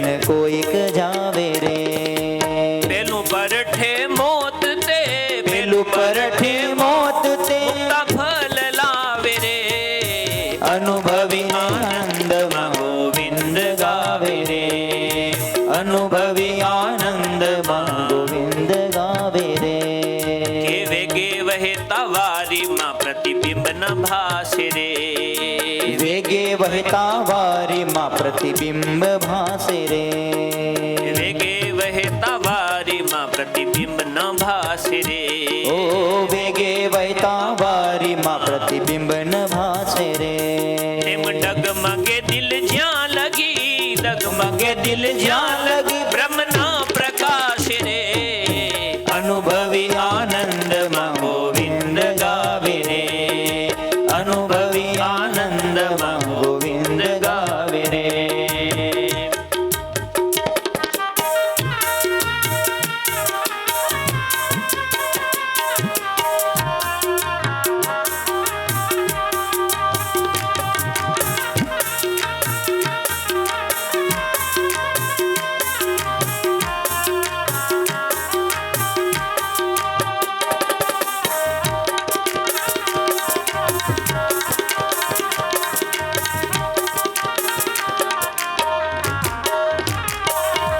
ઓ બ્રહ્મ થઈ પર બ્રહ્મને જુએ તે જાણે રે બ્રહ્મ થઈ પર બ્રહ્મને જુએ તે જાણે રે એ બ્રહ્મ થઈ પર બ્રહ્મને જુએ તે જાણે રે ઓ બ્રહ્મ થઈ પર બ્રહ્મને જુએ તે જાણે રે એવા મુક્ત જનના એવા મુક્ત જનના ગુણ વેદ વખાણે રે અનુભવી આનંદમાં ગોવિંદ ગાવે રે અનુભવી આનંદમાં ગોવિંદ ગાવે રે એ કાયા માયા કૂડ છે જેમ ધુમ્ર છાયા રે કાયા માયા કૂડ છે જેમ ધૂમ્ર છાયા ઓ રે કાયા માયા કૂડ છે ધુમ્ર છાયા રે કાયા માયા કૂડ છે જેમ ધૂમ્ર છાયા રે હે મુક્તાનંદ ગુરુમુખીમાં મુક્તાનંદ ગુરુમુખીમાં પદ સમાયા રે અનુભવી આનંદમાં ગોવિંદ ગાવે રે અનુભવી આનંદમાં ગોવિંદ ગાવે રે અનુભવી આનંદમાં ગોવિંદ ગાવે રે અનુભવી આનંદમાં ગોવિંદ ગાવે રે જેમ પાણી વહેતું હોય એ વહેતા પાણીમાં યથાર્થ પ્રતિબિંબ નથી દેખાતું તેવી રીતે મન જેનું ડગમગાટ ને પામેલું છે એ ક્યારે પણ બ્રહ્મના પ્રકાશને માણી શકતો નથી. ગંગા સતીએ લખ્યું ને, મેરુ તો ડગે પણ જેના મનડા ડગે નહીં ને, આજ ભલે ભાંગી પડે હે બ્રહ્માંડ. ભલે ભાંગી પડે બ્રહ્માંડ ખાલી મદનપુર ભાંગી પડે એમ નહીં, પણ આખું બ્રહ્માંડ ભાંગી પડે ને તો એનું મનડું ન ભાંગે લ્યો. કેવો અડગ મનનો માનવી હશે. મેરુ ડગે, આખો મેરુ આમ હલબલી જાય, પરંતુ જે આવો ભગવાનનો ભક્ત હોય ને એ ક્યારે પણ હલબલે નહીં. હરખ ને શોકની જેને આવે ન એડકીને, અજી આઠે પહોર આનંદ ભક્તિ રે કરવી, તેને રાખ થઈને રેવું પાનબાઈ, મેલવું અંતરનું અભિમાન. હરખ ને શોકની આવે ન એડકીઓ. અને એટલા જ માટે સ્વામિનારાયણ ભગવાને કહ્યું, નિજાત્માનમ બ્રહ્મ રૂપમ દેહત્રય વિલક્ષણમ વિભાવ્ય તેન કર્તવ્યા ભક્તિ કૃષ્ણસ્ય સર્વદા. ત્રણ દેહ થકી વિલક્ષણ એવો પોતાનો જીવાત્મા, તેનામાં બ્રહ્મરૂપની ભાવના કરી અને પરબ્રહ્મ રૂપ એવા જે શ્રી કૃષ્ણ ભગવાન, એની ભક્તિ સર્વદા કરવી, એવી ભગવાન આજ્ઞા કરે છે. એટલે કે સાધન ભક્તિ નહીં, પરંતુ ભગવાનની સાધ્ય ભક્તિ કરવી. અને જે સાધ્ય ભક્તિ ભગવાનની કરે છે તે ભગવાને તેને જ્ઞાની કહ્યો છે. અને જે જ્ઞાની છે એ જ ભગવાનને અતિ પ્રિય છે અને અતિ શ્રેષ્ઠ છે. શ્રવ્ય શ્રીમદ ભાગવત દશમ સ્કંદ આદરાત પ્રત્યહમ વા સકૃત વર્ષે વર્ષે વાચ્યોથ પંડિતૈ. અને શ્રીમદ ભાગવતનો જે દસમ સ્કંદ જે તે નિત્ય પ્રત્યે આદર થકી સાંભળવો અથવા વર્ષો વર્ષ એકવાર સાંભળવો, અને પંડિત હોય તેમને નિત્ય પ્રત્યે વાંચવો અથવા વર્ષો વર્ષ એકવાર વાંચવો. શ્રીમદ ભાગવત સ્વામિનારાયણ ભગવાનને બહુ બહુ પ્રિય પુરાણ જો હોય ને તો એ શ્રીમદ ભાગવત મહાપુરાણ બહુ પ્રિય છે. પોતે સ્વામિનારાયણ ભગવાન જ્યાં જ્યાં પણ જ્યારે પણ નિરાંત અને ફુરસદ મળતી ત્યારે પોતે શ્રીમદ ભાગવતજીનું પઠન કરાવતા, પોતે પણ પઠન કરતા. અને આ મહાપુરાણ ગ્રંથ એમને વારે વારે સ્વામિનારાયણ ભગવાને વંચાવ્યો છે અને વાંચ્યો છે. અને અહીંયા કને ખાસ કરીને સ્વામિનારાયણ ભગવાન કહે કે દસમ સ્કંદ જે છે એ દસમ સ્કંદ તેનું પુરસ્ચરણ કરવું. આમ શા માટે કહ્યું હશે? તો એમ કહેવાય કે ભાગવતજીની અંદર મનુષ્યોથી ન બની શકે એવી અનંત આશ્ચર્યકારી ઘટનાઓનું વર્ણન કરેલું છે. તેમાં આપણે દસમ સ્કંદ ખોલીએ ને તો આપણને જોવા મળે કે ગોકુળ વૃંદાવનની અંદર રહી કરી અને ભગવાન કૃષ્ણ પરમાત્માએ એટલા ચરિત્રો કર્યા કે જે કોઈ પણ સામાન્ય મનુષ્ય ન કરી શકે. પોતે ગોપીઓની સાથે રાસ ક્રીડા કરી, તેમ છતાંય પણ પોતે વીર્યવાન રહ્યા. રાસ ક્રીડા કરવા છતાંય પણ પોતે પોતાનું વીર્ય તેનું સ્ખલન થવા ન દીધું. આ જ્યારે ભક્ત સાંભળે છે ત્યારે વિશેષ ને વિશેષ ભક્તિ ભગવાનમાં જાગે છે કે કોઈ સામાન્ય મનુષ્ય થકી આ કાર્ય ન થઈ શકે. જે કંસ જેવા અસુરો જેને કોઈ માણસ મારી ન શકે, એનો પરાભવ કરી ન શકે, તેમ છતાંય પણ રમત માત્રમાં એ કંસાદિકને પણ પરાભવ કર્યો. તો આ સામાન્ય કોઈ માણસ થકી ન થઈ શકે. વળી પાછા બ્રહ્માજીએ શ્રી કૃષ્ણ ભગવાન એની પરીક્ષા કરી હતી.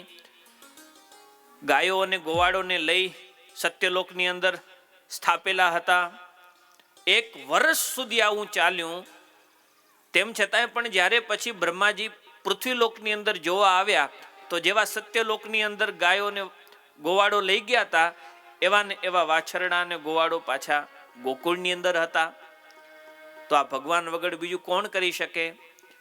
એટલે ભગવાનમાં આસ્થા જાગે, ભગવાનમાં ભક્તિ જાગે, એના માટે કરીને સ્વામિનારાયણ ભગવાન અહીં વિશેષ ભાર આપે છે કે શ્રીમદ ભાગવતનો જે દસમ સ્કંદ તેનું પુરસ્ચરણ તે જે અમારા સત્સંગી હોય તેમણે કરવું. નિત્ય પ્રત્યે કથા સાંભળવી, વર્ષો વર્ષ એકવાર સાંભળવી. પંડિત હોય એમણે તો નિત્ય પ્રત્યે આ શ્રીમદ ભાગવત ગ્રંથ તે વાંચવો અથવા તો વર્ષો વર્ષ વાંચવો, એમ ભગવાન આજ્ઞા કરે છે.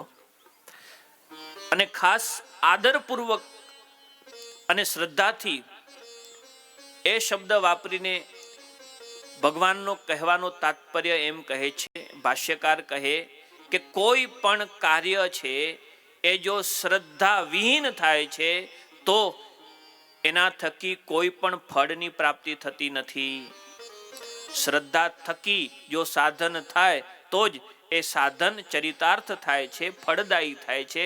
બાકી શ્રદ્ધા વગરની ભક્તિ પણ કોઈ દિવસ ફળદાયી થતી નથી.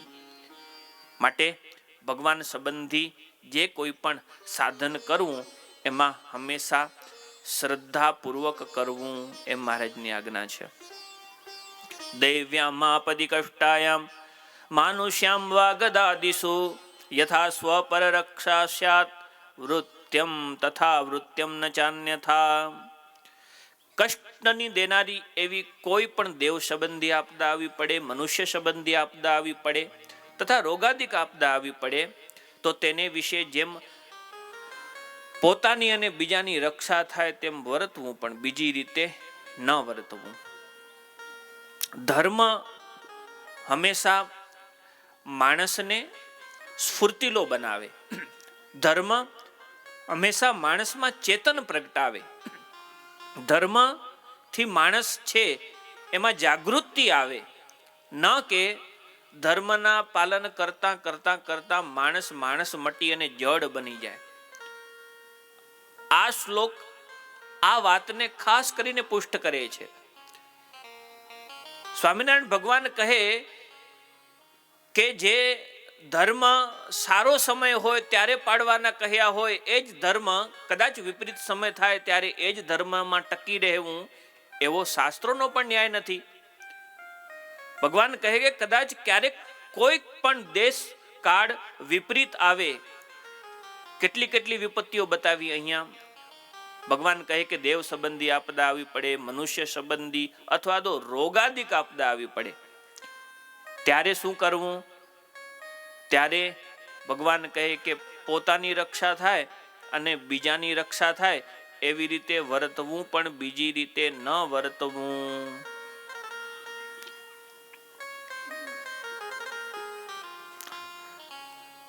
આ શ્લોકની અંદર માનવ ધર્મના દર્શન થાય છે.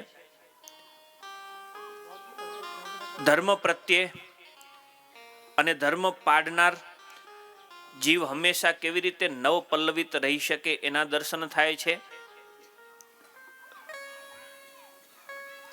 પોતાની પણ રક્ષા થાય અને બીજાની પણ રક્ષા થાય એવી રીતે વર્તવું. દેશ કાલ ભયો વિત્ત જાતિ શક્ત્યાનુસારતઃ આચારો વ્યવહારશ્ચ નિષ્કૃતમ ચાવધાર્યતામ. આચાર, વ્યવહાર અને પ્રાયશ્ચિત એ જે ત્રણ વાના તે જે તે દેશ કાળ, અવસ્થા, જાતિ, દ્રવ્ય અને સામર્થ્ય એટલાને અનુસારે કરીને જાણવા. વળી પાછા સ્વામિનારાયણ ભગવાન કહે કે અમારો મત કયો છે? તો કે મત્તમ વિશિષ્ટાદ્વૈતમ મે ગોલોકો ધામ ચેપ્સિતમ તત્ર બ્રહ્માત્મના કૃષ્ણ સેવા મુક્તિશ્ચ ગમ્યતામ. અમારો જે મત છે તે વિશિષ્ટાદ્વૈત મત છે એમ જાણવું, અમને પ્રિય એવું જે ધામ તે ગોલોક છે એમ જાણવું, અને તે ધામને વિશે બ્રહ્મરૂપે કરીને શ્રી કૃષ્ણ ભગવાનની સેવા કરવી તે અમે મુક્તિ માની છે એમ જાણવું.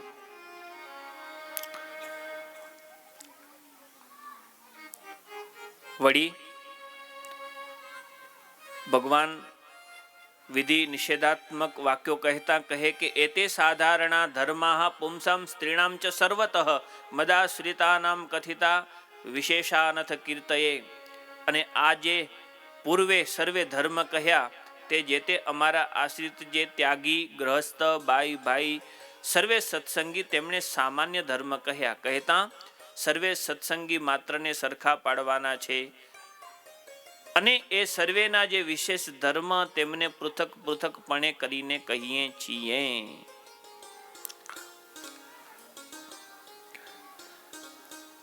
વિધિ અને નિષેધ એ વાક્યો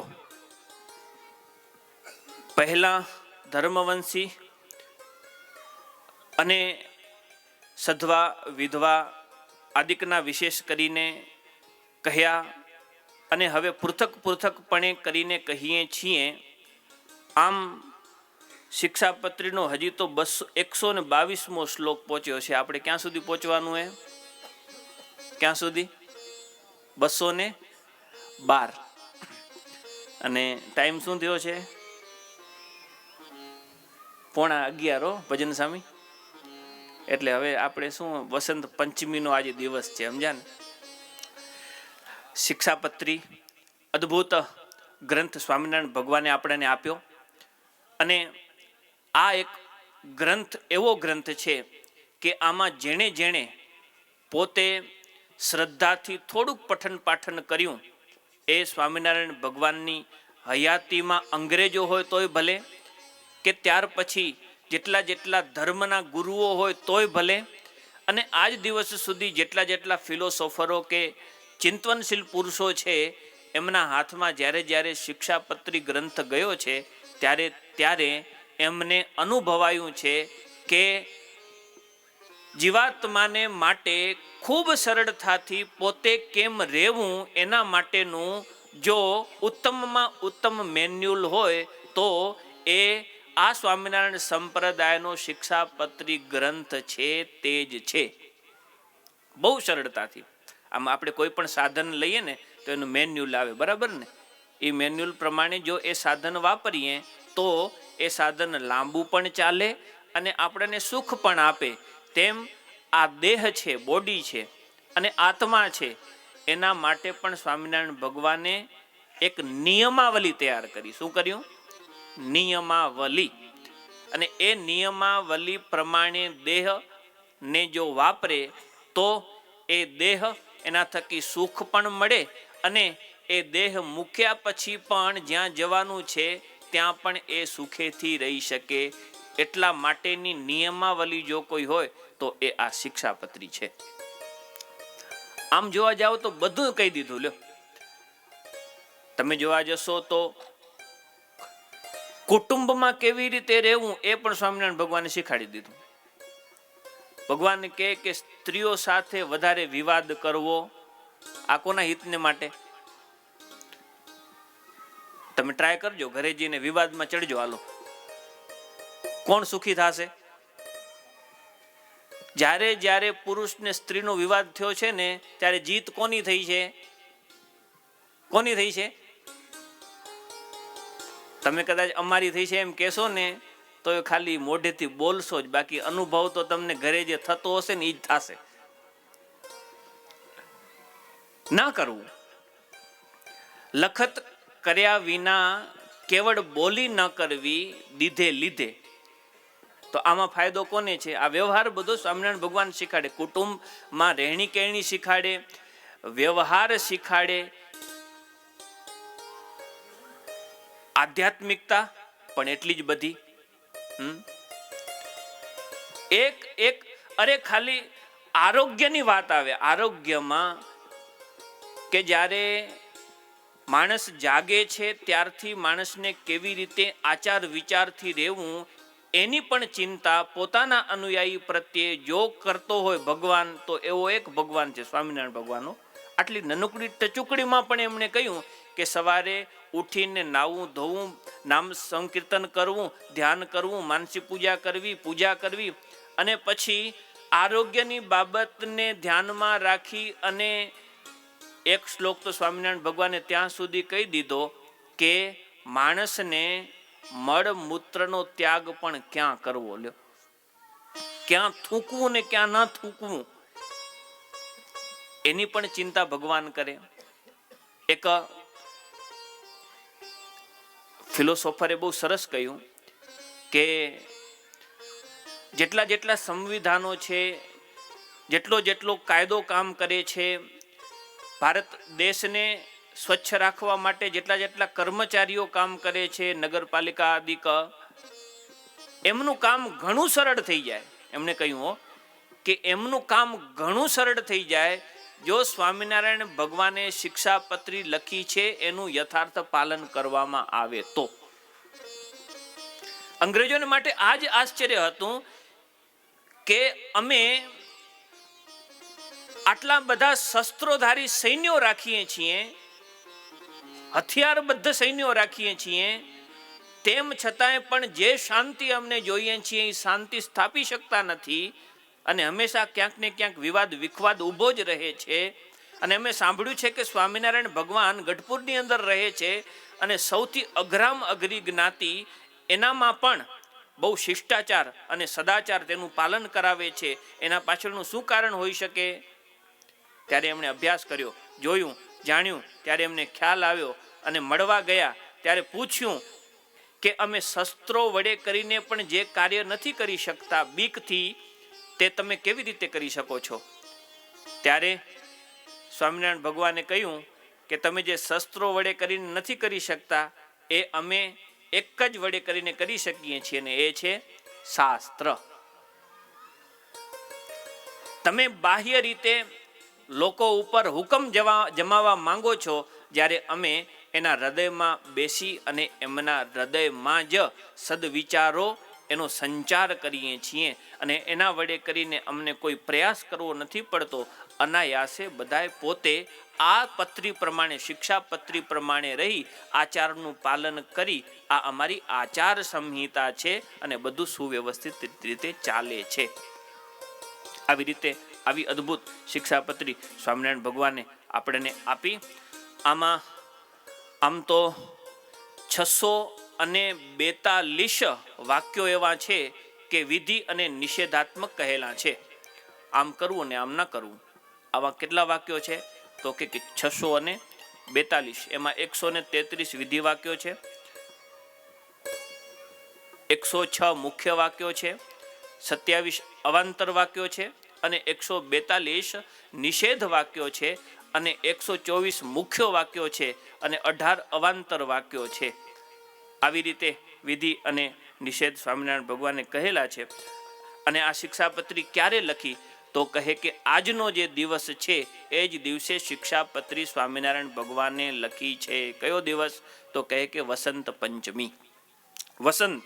વસંતનું વર્ણન આપણે પરમ દિવસે પણ થોડુંક કરેલું હતું કે વસંત જે હોય, આમ કથાના પ્રસંગમાં જ વસંત ઉત્સવ લેવાનો છે, કથા પૂર્ણ કરીને પછી લેવાનો છે? પછી આ સભાનું કાર્ય પૂરું થઈ જાય પછી, બરાબર. તો વસંત ઉત્સવ એ છે કે જૂના પાન ખરી જાય અને નવા આવે, એ જ વસંત ઉત્સવ છે.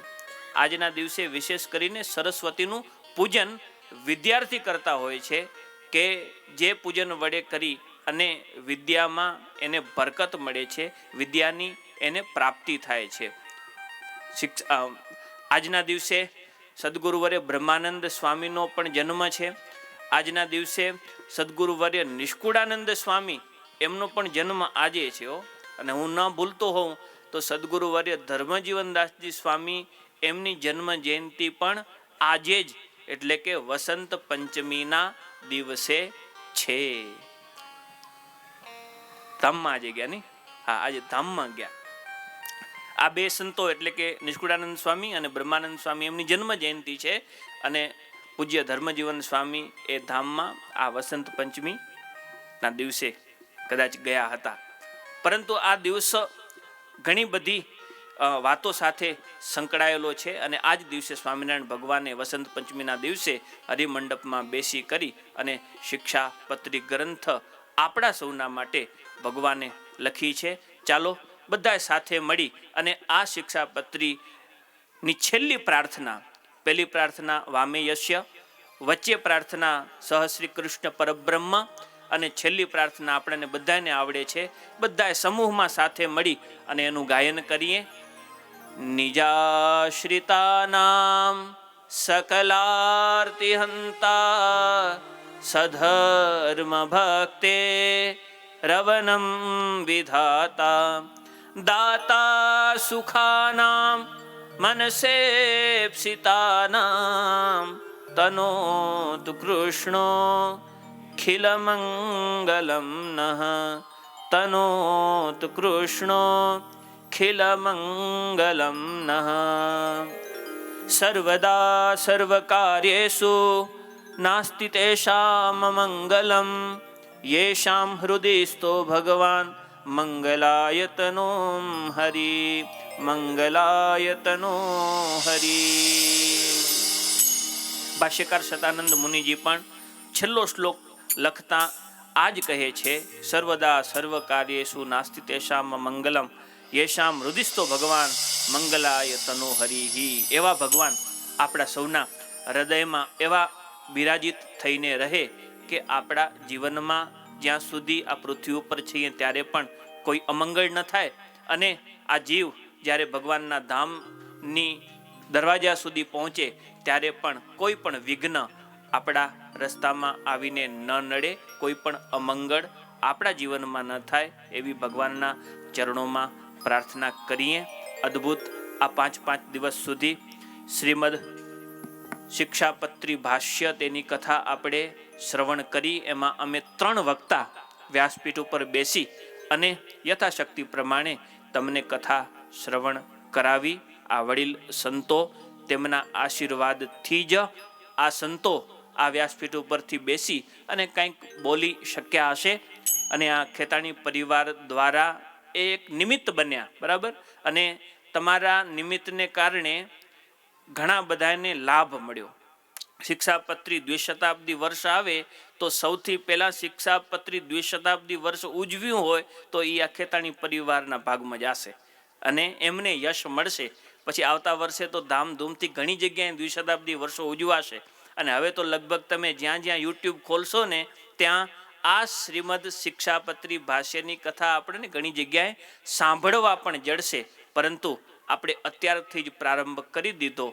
એમાં આ 5 દિવસ સુધી જે કંઈ પણ જીવનમાં જીવવા યોગ્ય વાક્યો હોય એ આપણે જીવનમાં ઉતારીએ. એ જ ભગવાનના ચરણોમાં પ્રાર્થના સાથે આ કથા અહીં જ સંપૂર્ણ કરીએ છીએ. બોલો શ્રી સહજાનંદ સ્વામી મહારાજની, સ્વામિનારાયણ ભગવાનની, નરનારાયણ દેવની, રાધા કૃષ્ણ દેવની. સ્વામી સહજાનંદ દયાળુ, સહજાનંદ દયાળુ, ભગવંત બહુ નામી ચરણ સરોજત મારા વંદુ કર જોડે, પ્રભુ વંદુ કર જોડે.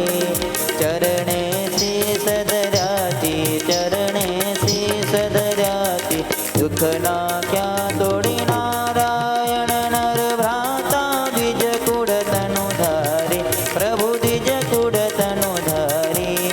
પામર પતિત ઉધાર્યા, પામર પતિત ઉધાર્યા, અગણિત નર નારી નિત્ય નિત્ય નૌતમ લીલા કરતાય વિનાશી, પ્રભુ કરતાય વિનાશી. 68 તીરથ ચરણે, 68 તીરથ ચરણે, કોટી ગયા કાશી પુરુષોત્તમ પ્રગટનો જય દર્શન કરતે, પ્રભુ જય દર્શન.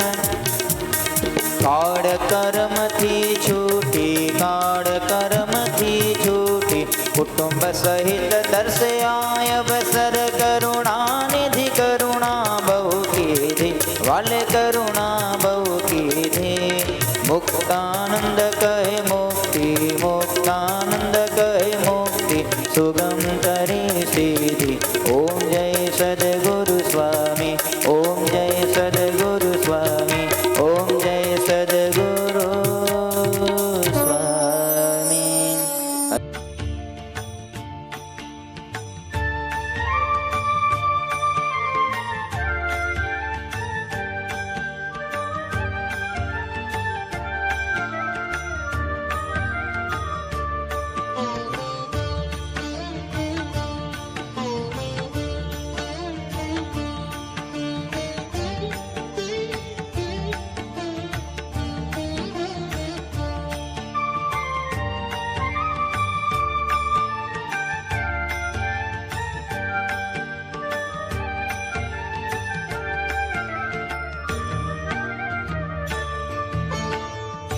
संत परम हितकारी जगत माहि, संत परम हितकारी,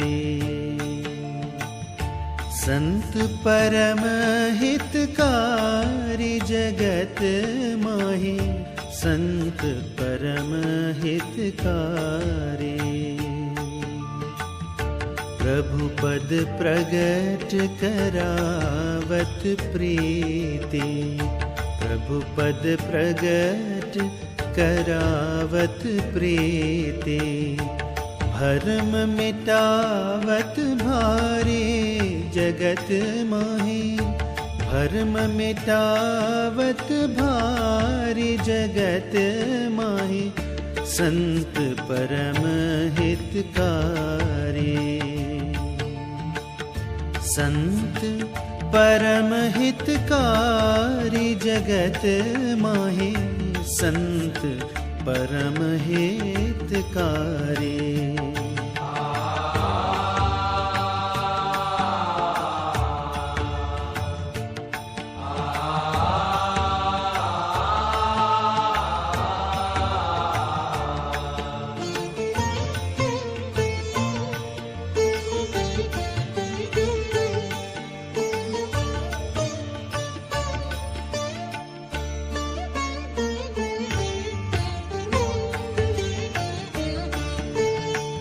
परम कृपालु सकल जीवन पर, परम कृपालु सकल जीवन पर।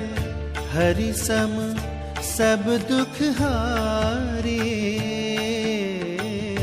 हरि सम सब दुख हारी जगत माहे, संत परम हितकारी।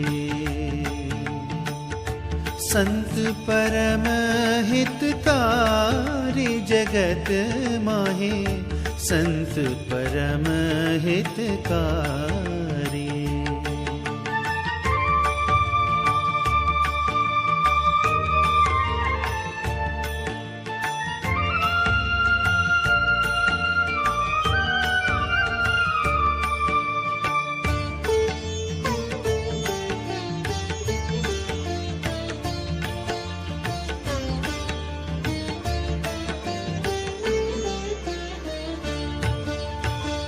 त्रिगुणातीत फिरत तनु त्यागी, त्रिगुणातीत फिरत तनु त्यागी।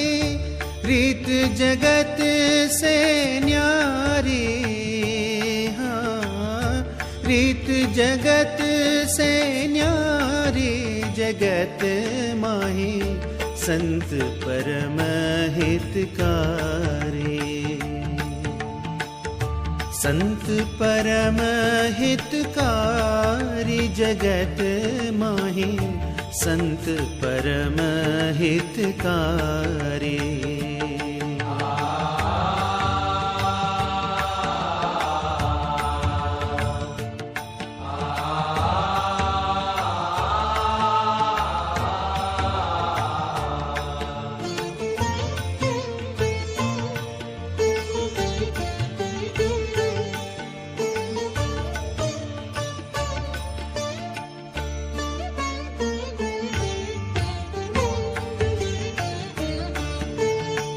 ब्रह्मानंद कहे संत की सोबत, ब्रह्मानंद कहे संत की सोबत।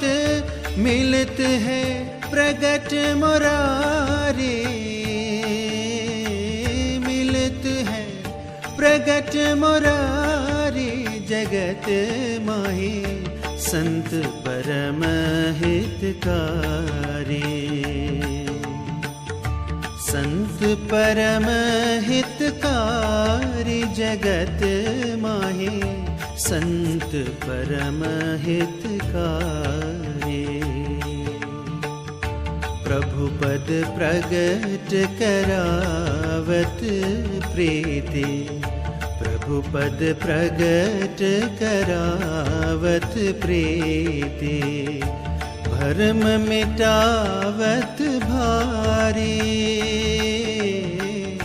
भरम मिटावत भारी जगत माहे, संत परम हितकारी।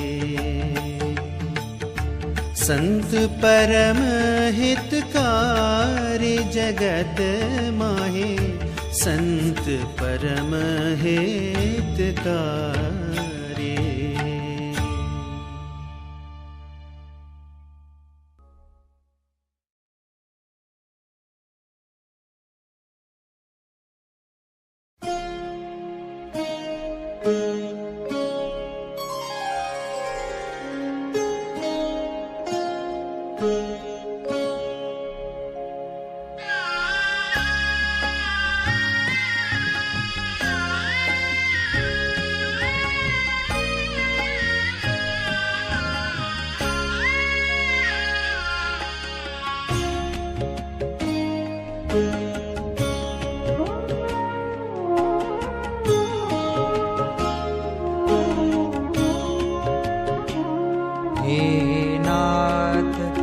દેહના સંબંધી જનમાં મમતા થાઓ માં કોઈ કાળે રે.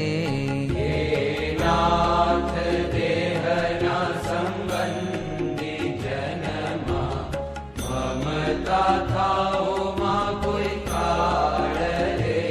નાથ અહમ મમતા થાઓ સંત માજે તમને વાલા દયાળ રે. નાથ અહમ મમતા થાઓ સંત માજે તમને વાલા દયાળ રે. હે નાથ, હે નાથ, હે નાથ, હે નાથ, હે નાથ, હે નાથ, હે નાથ.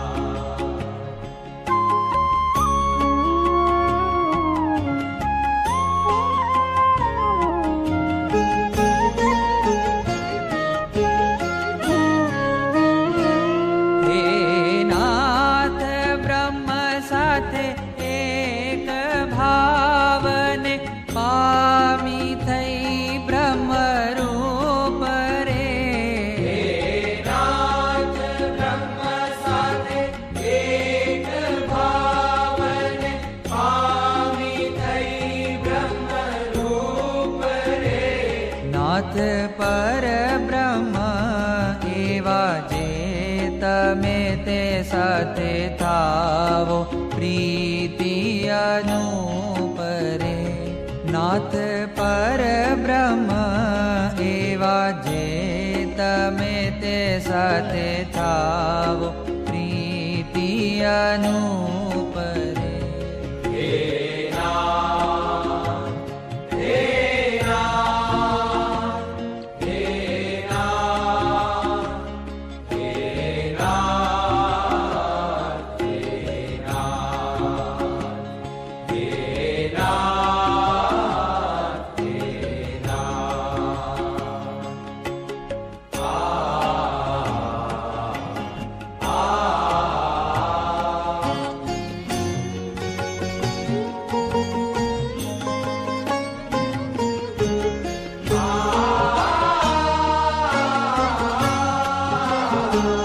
હે નાથ દાસ તમારા દાસનો મુજને રાખીને પાસ રે.